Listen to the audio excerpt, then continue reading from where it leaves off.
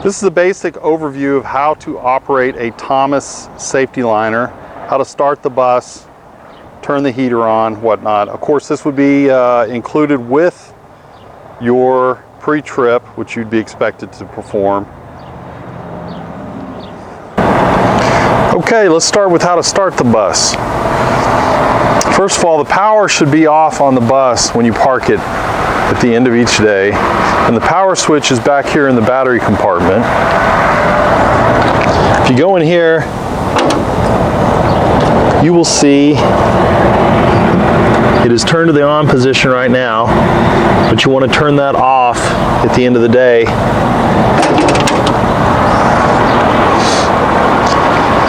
Now we'll go in and start the bus. Currently the door is also in the manual mode or emergency release, so you can open and close the door freely. That switch is up here, so once we put it to the normal mode, now the switch on the dash will work. With it in the other position, the switch on the dash will not work, but now the switch on the dash will work, which is located right here. That's for the door, so we can close the door, we can open the door.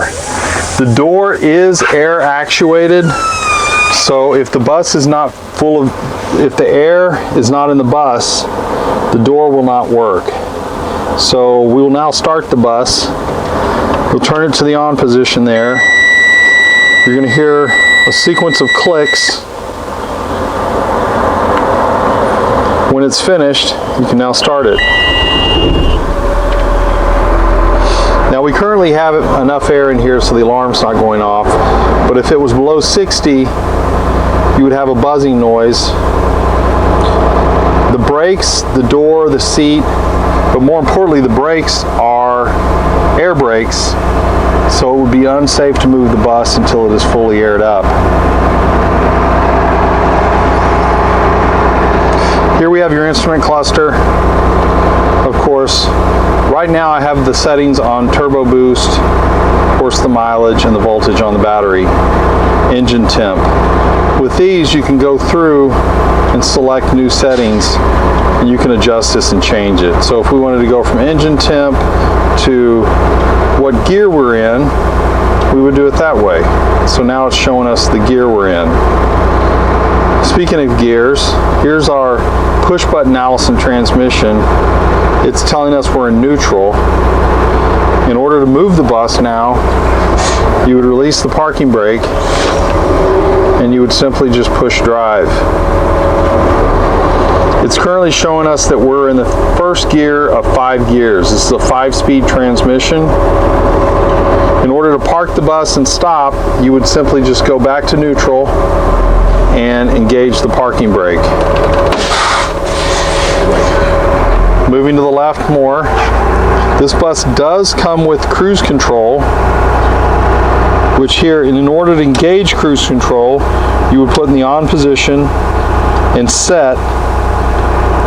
And set increases the speed, resume decreases the speed, and then you can go back to off. Above that, here you have high idle to the right of the steering wheel.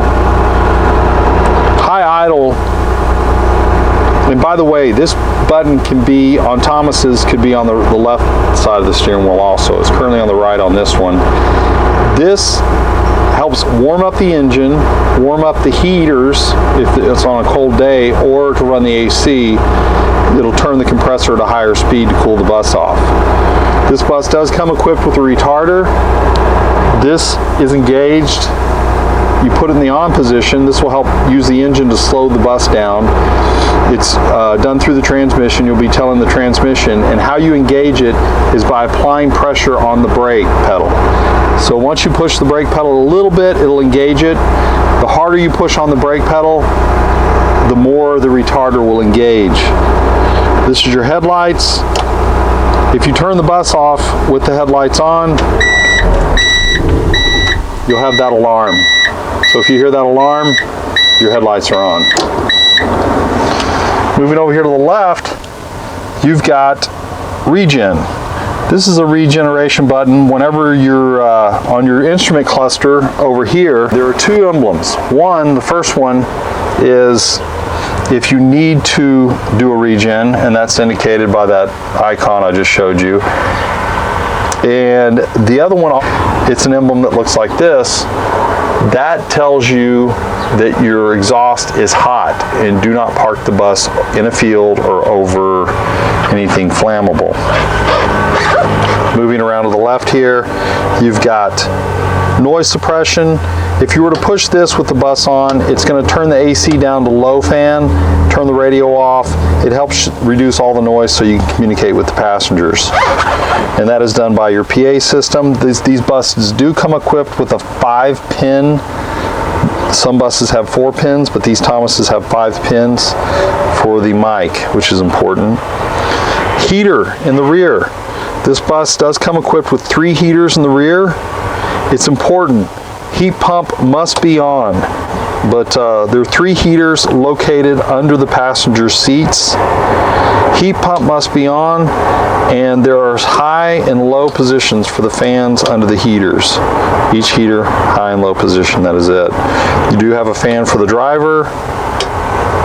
You do have overhead dome light for the driver. This is interior lights for the passengers in the rear. Mirror heat, luggage compartment. This bus does have luggage underneath. Some of these Thomases do not.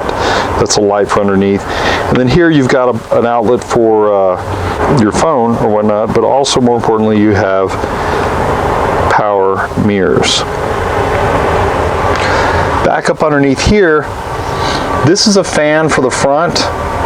Again, with the heaters, the heat pump on, it'll circulate heat to the heater core up front and help you with your defrost. Defrost is located, of course, at the front underneath the windshield up here up the front. And if you were to put this on cold, it is not going to operate with the AC. This is only the temperature that's circulating in the vehicle. AC for the driver will blow from the vents above your head.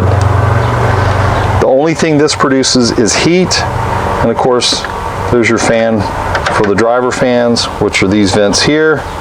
There's a couple located over there, and that's that. This bus does have tilt and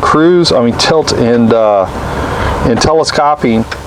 Pull forward to tilt the steering wheel, and then you would push down and pull on the steering wheel, and you can move it up and down. Of course, turn signals are standard like any other vehicle, and it does come with washer fluid and windshield wipers. This bus is equipped with the AC. It is a roof-mounted condenser with duct AC throughout the compartment in the passengers area. This controller here, first, you would have to turn it on, set this in the on position, and then once you have it in the on position, then you can turn it on, which is the power button right here. The temperature is currently set at 69 degrees.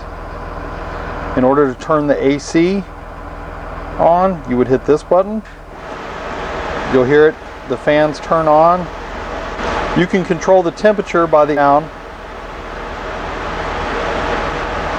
We're going down to 65 degrees, 64 degrees. Now we're outside the bus and we're going to move to the rear of the bus. Diesel fill is located here. These buses hold 100 gallons of diesel. Of course, this bus does come with underbelly storage. And of course, I showed you the battery switch earlier. Battery disconnect is noted there. Shut that off at the end of each day. This bus does take DEF, diesel exhaust fluid. You'll need to fill that, every couple of months. It depends on how frequently or how many miles the buses travel per month. It'll use DEF. There is an indicator on the dash for how much DEF is in the bus. Coming to the back of the bus here, this bus does come equipped with a block heater, but Arizona, you're probably not going to need that. Important note, the heater system. It's circulated coolant through the bus, and in the summertime, you'll want to turn those off.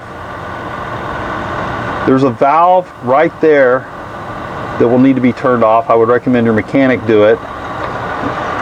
Shuts off that circulation, and then there's another valve to the back right there, and you'll need to turn that off also. Otherwise, even if the pump is off that I showed you on the switch on the dash, it will still circulate a bit and you'll be getting heat out of the dash. The rear of the bus does have a start option back here. This allows you to turn the bus off so that no one can start it up front if you're back here working on it. That's the stop position right there. If this is in the stop position, the ignition key at the front will not start the bus. The bus will not start also if the rear door is open, because this sensor here will tell it that the rear door is open and the bus will not start. In order to start the bus from the rear, this needs to be set back in the center position. You would hold this down and push start, and that will start the bus in the rear. The rear of the bus does come with a light, which is a real nice feature. This bus does come with safety features for emergency exits. Egress windows are located on the side. Simply release that latch and the window will open. If there is a buzzer going off at the dash, it usually will indicate that one of these latches is open and the bus will not start. The bus will not start also, and you will have a buzzer going off if the roof hatches are open. There are 2 roof hatches, and there's one here at the rear. Switch is located on the left, or handle to release that window.